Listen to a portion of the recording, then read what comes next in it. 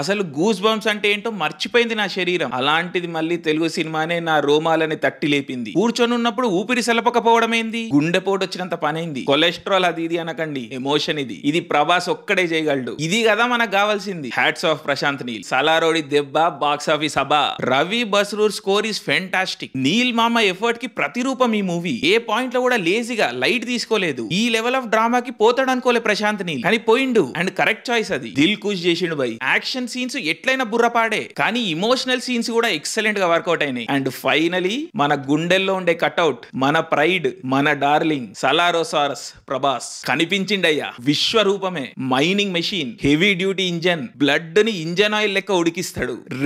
Rev ఇస్తా ఉంటాడు. ఇంకేం మాటలు లేవు. ఎన్నిసార్లు చూసినా ఇంకొకసారి చూడాలనిపిస్తుంది. కొత్త బాడీ లాంగ్వేజ్ లో కనిపిస్తాడు Prabhas. And this is my favourite version of Prabhas, ఫిదా. Salaar ceasefire is one for the history books.